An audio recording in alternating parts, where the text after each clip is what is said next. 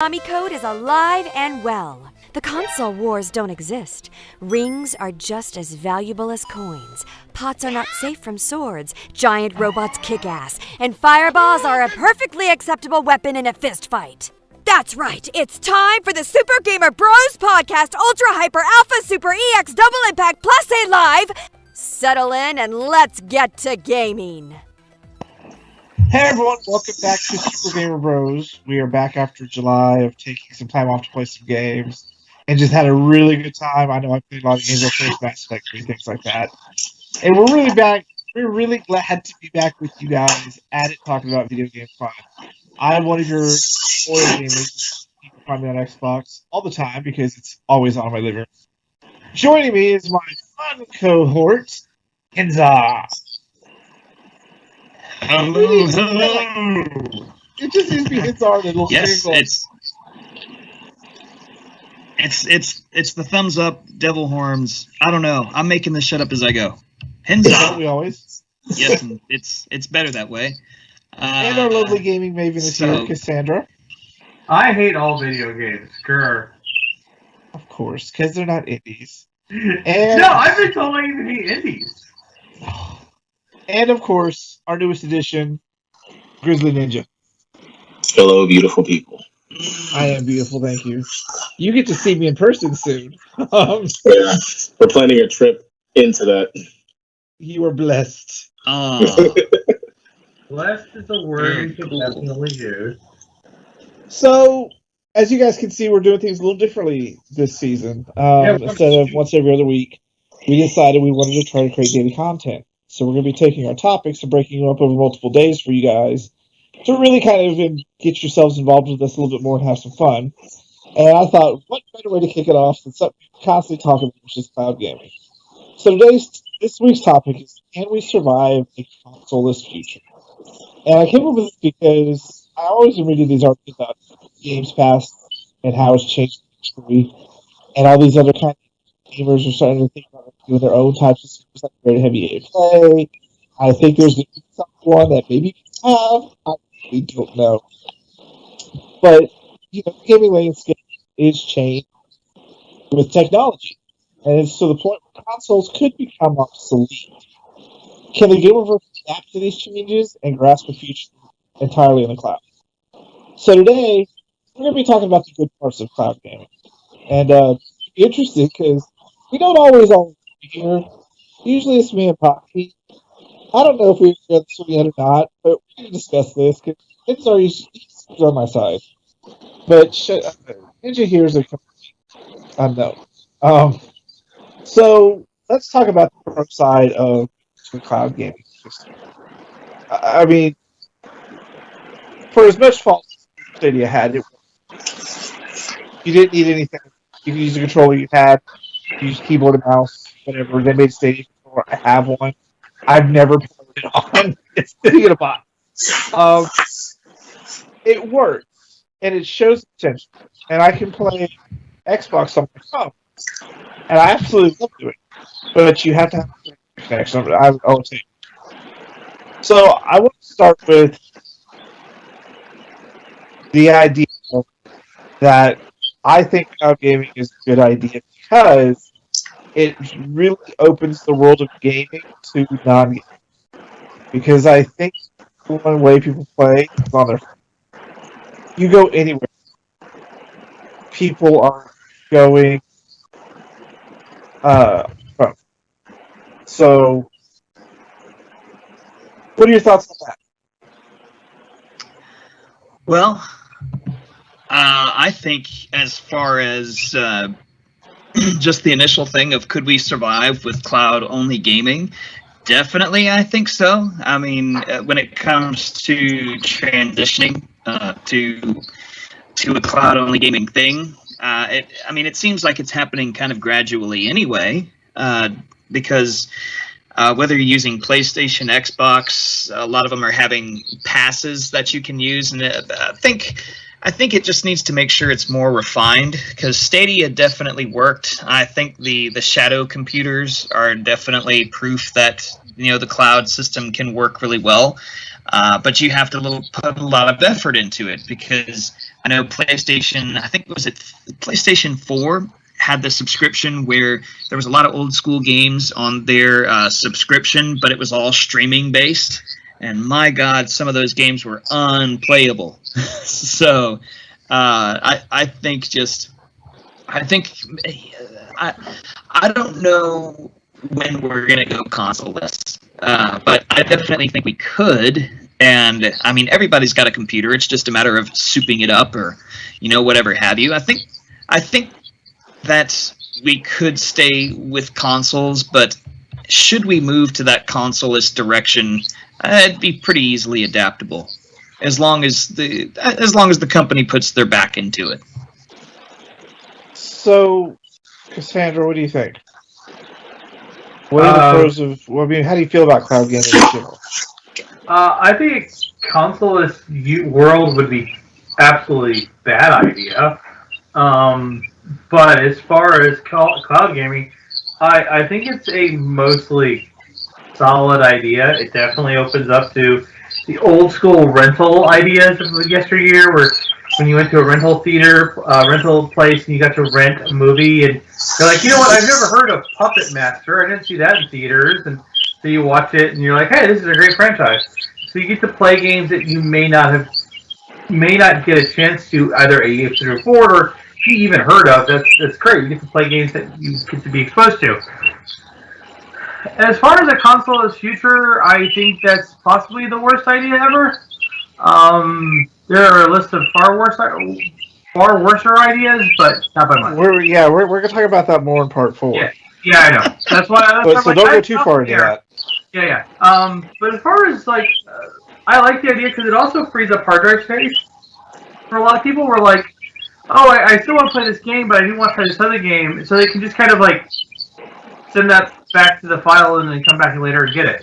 So it frees up a lot of ability to not have your hard drive cluttered with your Steam account used to, where you're like, I have 500 games on my computer now. I don't know why. All right, Ninja, what are your thoughts of the good or bad side of, well, mostly the good side of cloud gaming, if you have any? I think cloud gaming can get you, but so far, I think there's a few platforms that are experimenting with cloud gaming, like Xbox Game Pass, PlayStation Now, where it has some of the streaming and some you can download.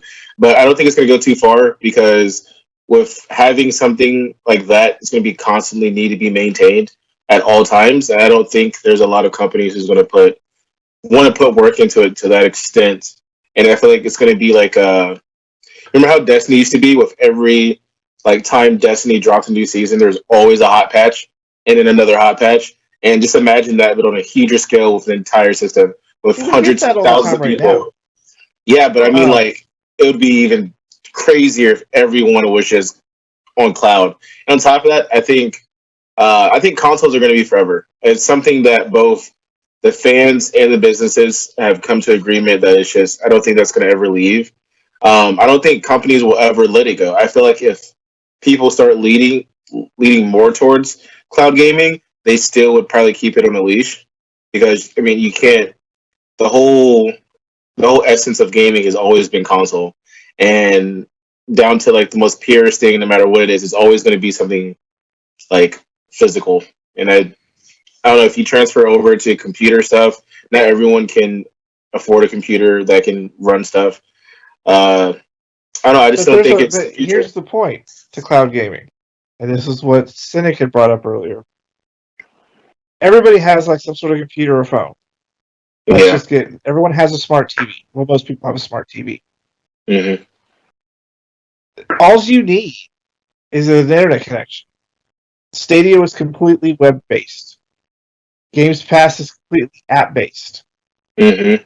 So I think the really good side of cloud gaming is it's going to get rid of outdated consoles, keeping games in the past because they have to try to cross-generate, games.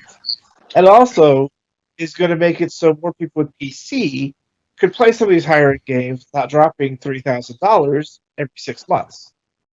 I think that's the biggest part of cloud gaming.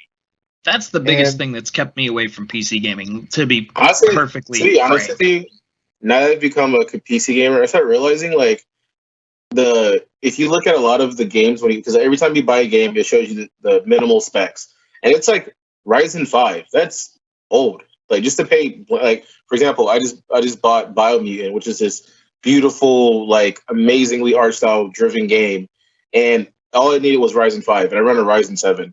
So it's like I don't think I think it's amongst the computer. I've noticed along the PC community, everyone wants to be the best and have the best. So I feel like that's more of a personal choice, but you really don't need much to run a computer, honestly. You can run 8 gigabyte RAM, a Ryzen 5, Intel 5, and with a graphic like a GT6, I think it was 1640, and these are all old. Like I'm running a more higher up in, and it's like, yeah, I get my playthrough value of what I bought, but it's like, do I really need it sometimes? It's like, no, I want it because I want my experience to be the best. That's why people get 80-inch flat screens versus 20-inch monitors when it comes to watching football. You don't need it, but it looks so much better with it. So that's why PC gaming is a little different. It's a lot of choice. Yeah, it's a lot of choice based given. And I agree. Can't now imagine. Definitely can't argue that. I agree good with RAM Philly and internet. that, I agree with. But the internet thing, that's another thing. When you have internet, it's even if you have the most top flight internet ever, everyone's going to be on the internet. Right now, when I play COD, I normally run at 90 to 100 frames per second. I run at like 60 to 70 because everyone's home now. It's summer break. All the kids are off. Like my internet is getting trashed. So in the top of that, it's like you see. Once I come back to it, the idea is flawless, but the technical backing is nowhere near there. I don't think anyone's going to deal with that. That's why I can't. Also, the United States has one of the worst internet connections in the effing world. But I agree with Shalik that like people who are diehard obsessed $3,000+ computers every 6 months are the same people who I deal with at my job, who go after aftermarket, air coolers for their car. And the highest end platinum spark plugs for their car. For sure, and you don't even need it. Yeah, they say they need it because they want to get that extra 2,000 RPMs out of their motor. I have no idea why, because they do street racing. But it's no different. It's the geeks have their computers and some people have their cars, and some people have their elaborate entertainment setups for football or movie watching. But I don't want to go into my problems with because you're right, episode 4 is going to happen. But I think the other good part about cloud gaming, though, is that it allows developers to not worry about an if. Like, you have to worry about this graphic card, you have this, or this new stuff.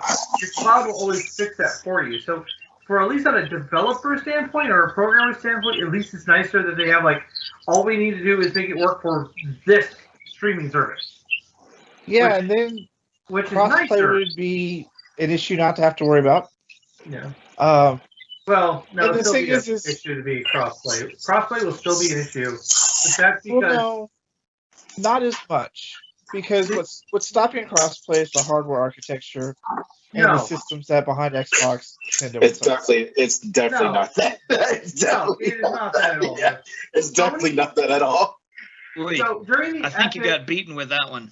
So Epic's lawsuit showed what's really keeping crossplay at bay. What's keeping crossplay at bay is Sony says if you want crossplay on our systems, you have to give us an unreasonably large amount of money to allow you to enter our servers. Like it's literally been shown in a court document that Sony has said they do not allow crossplay because they want like an insane amount of cash. That even Bungie, Activision, EA, the company makes Epic, has said is too unreasonable. And these are the companies that make billions and billions of dollars. And they're like, that investment in going crossplay with Sony is not worth our time because Sony is asking for too much money. Okay, so Question for you guys. Sure. Have y'all actually used cloud gaming? Am I the only one who's actually used it? I have 15 games on my computer that says yes, I use Xbox all the time. Yeah, I have. I use the stuff from what's it called? The Battle.net and the what's the other one? The Epic's game launcher. So no, I'm talking about Stadia. You went to a URL, or you opened the Games Pass app on your phone. Oh no. No. No. I have. Right. Stadia was so smooth. It was so easy, and But it was a better experience than the console because it was PC based. You know what's funny though? You're saying a lot of was. There's a reason for that. Because I don't go to it. There's a reason for that, exactly. There's a reason for it. There's no debate saying it wouldn't work. Yeah. Kevin, you're saying a tech company got the tech right. Hold on. The Xbox Games Pass on my phone is amazing. Right. I can be at work and play Destiny with no problem. Outside of having, it doesn't really work too well like a cell phone signal. Yeah, but would you? Yeah, I say, would you just? It's a very complex game. Well, what phone are you also running? I'm on my Google Pixel. Exactly. Which one? Pixel 3. I think it's 3XL. Yeah, so you're literally 2 generations behind. Not just that, but you're using a phone that is set up perfectly with Windows. Period. Every phone outside of an iPhone can do this. Exactly. And guess what's the biggest? Because the biggest reseller is iPhone. So automatically, they have now fixed the iPhone issue. Yeah. But the difference is it opens an entirely new world that you don't have to be changing your console with. But it's like for who though? Because when you're playing, if you listen to any gamer play any game, there's a reason they want to play it on a console or on a computer. Oh, I 100% get that. Yeah, because playing Destiny on my phone would be convenient, but it wouldn't be fun at all. It actually is pretty fun. You can't do PvP, but it's actually really fun. The and then problem is, you're just saying the gamer community needs to just be the gamer community. Someone who wants to come into the gamer community and just play games, maybe they just want to play like Raid on My Parade or Overcooked or something. And there's the whole opens the world of gaming to everybody. So the already open though. The largest gaming market it's a very right now intimidating market to get into. Because you have to pick your console. I mean, not really. They're slowly doing it. Because think about it, Fortnite games like Fortnite. Fortnite was the first. From my knowledge, Fortnite was the first person to enact this, but they did crossplay even mobile. So is mobile, PC, all that. So it's like they tried it. It's cool, but at the same time, it takes a next level operator to play like Fortnite on that because it would get too complicated. Playing that, like for example, I've been playing Destiny on Xbox since the dawn of time. Once I played PC, it was and using the controller, it was a huge different perspective. So playing, imagine if that difference wasn't there anymore. That's what cloud gaming could do. But it still would be though, because if I'm playing PC and you're playing on your phone, I'm going to destroy you. Hey, Gavin. Hey, Gavin. I have a question. Does the mobile game market not exist? Because I'm very confused right now. Oh, it does. The mobile game market does exist. The 3 most downloaded. We're going to do a show about the mobile game market, the ups and downs of it. Mostly a lot of the mobile game market is about time wasting. It's a gateway into bigger, better things. That's how I look at it. And I think cloud gaming could really bring that in. I'm not gonna lie, there's a few games. There are definitely a few games on mobile that certainly work really well. I mean, there's a reason why they look at Clash of Clans and Fruit Ninja and Angry Birds and a couple of the other time wasters. They're very simple, very time wasters. But they also that's kind of all of video games. So I mean, we can't blame mobile gaming for being a time waster. Yeah, honestly, I think it comes down to the user because there's for example, I'm a gamer just all around, and there's some games where I invested time. Like when I played Raid Shadow Legends, I played that like it was a console. I logged in every day. I played it Save every that, day. Shalik, Live. because we're going to talk about mobile gaming in a future episode. Okay. But Yeah, we're going to be back tomorrow to talk more about cloud gaming. We're going to really look at the issues cloud gaming can bring up. So tomorrow should be lots more fun talk. We hope you guys have enjoyed today's show. Tune in tomorrow at the same time as we continue the discussion. Make sure you let us know what your comments are. Make sure you like and subscribe wherever you are watching, because that lets us know, hey, you guys are idiots, or hey, you guys are awesome. One of the two. I'm saying Always awesome. right. We always just remember that. So that's it for today's episode. We'll be back tomorrow with more Gamerverse. Can we survive a future?